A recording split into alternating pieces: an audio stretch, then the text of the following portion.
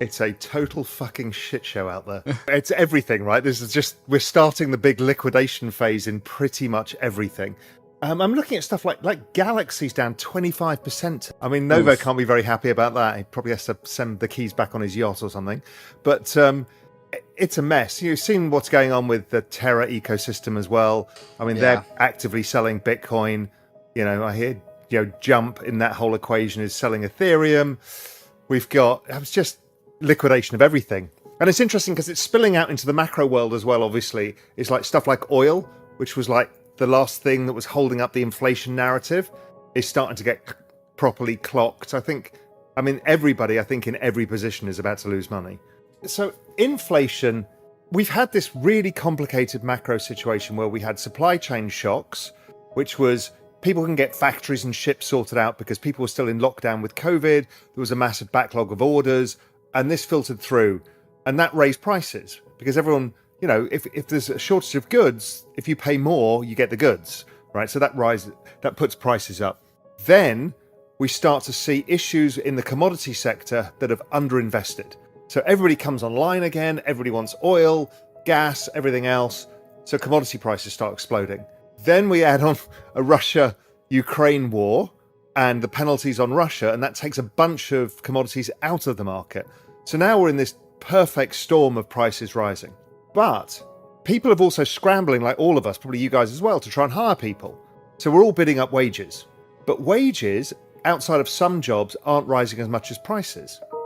So what we've got is this situation where wages have gone up, let's say 4.5%, and prices have risen 8.5%.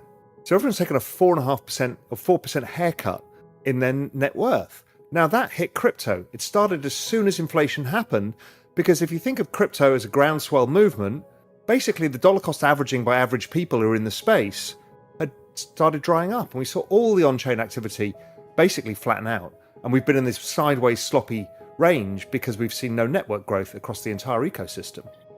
Within crypto, we'll talk about that later, but so that slowed down there, but we still had that kind of after effects of stimulus, people coming online, so economies were growing, but it now looks like all the forward-looking indicators are starting to roll over and start to show recession because you've basically given everybody a income haircut. So discretionary spending is going down the toilet. We're seeing it in things like restaurant spend. We've seen consumer credit going up, so people are desperately trying to borrow money to maintain their expenditure plans. We've seen mortgages go up by the most in history as a percentage. They've absolutely exploded higher. We've seen 2-year interest rates with the largest 1-year rate of change in all recorded history. We've seen, so what we've got, if you add all of these things, and we've seen the US dollar going up fast, when you put these things together, what you've got is the fastest tightening of monetary conditions in history. And we've seen it. The big tech companies are all starting to lay off staff. They're all like, holy shit. Even Amazon said we're overstaffed. So we've completely turned the economy from, oh, great, we're coming out of recession from the pandemic to, oh my God, we're going straight back into recession. The market's tightened before the Fed even got round to doing it. The market did its job and it stopped economic growth dead in its tracks. Europe's already in recession. China looks like it's in recession and is in lockdown again. To complicate the picture, we don't know what that means for supply chains. So we might have these, I think inflation falls, and I think the Fed pivot soon. It's like 2018. But 2018, the S&P was down 22%. It's only down about 15, 16 now. So I think there's more pain to come before the Fed suddenly realise that growth's gone. And the bond market will tell us that first. It always does. Yields will start falling, and that will be probably the signal, as we had in 2018, crypto stabilizes, the growth end of equity starts stabilizing because they realize that some stimulus is coming. And so there's a lot, it's a bit of a monologue, but there's a lot to get through.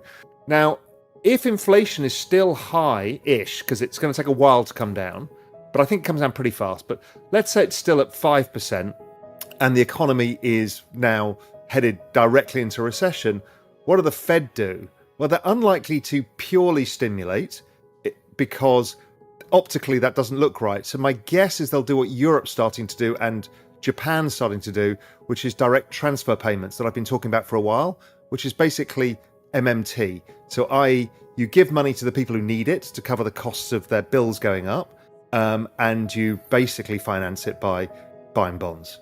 Before we continue, help us clicking that YouTube like button and subscribe now to our channel. This shows the algorithm that you valued this information. And it helps us spread that message. Sharing is caring. And now, let's continue. I have bad news for you. If you're not rich by now, you're screwed. And if you're in debt, you're even double screwed. How so, you might wonder? Well, the sad truth is that you're working your whole life to make someone else rich. The mega corporations, the banks, the politicians, everyone is getting richer. They get your money. And what is even worse, they get your time, they get your life. You are not even in a rat race, you're in a financial prison. But what could a solution for you look like? Honestly, I don't know, but I know what a solution for me would look like. It's very simple. I use whatever money I have and I multiply it with 1,000. This could make my life much easier and probably yours as well. If you have $1,000 available and multiply this with 1,000, I believe that this could solve some financial issue for the one or the other. Of course, if you're ugly, you would have to multiply it with much more than 1,000. My name is Markus Dahn, and this is what I decided to do. I decided to 1000x my money. This is not a joke. I know what you may be thinking. What is this guy talking about? How should this work? This is not possible. Well, I made a detailed video where I laid out my plan. And some clever folks might even want to look at this plan and copy it and do exactly what I do. This is just a little hint on the side. You have two options. You leave, you forget what you have seen. You do whatever you're doing and you hope that somehow you get some other results. Good luck with that. Or you click the link below the video. You enter your email address because I'm not showing this to everybody. You at least watch my video on how I plan to 1000x my money.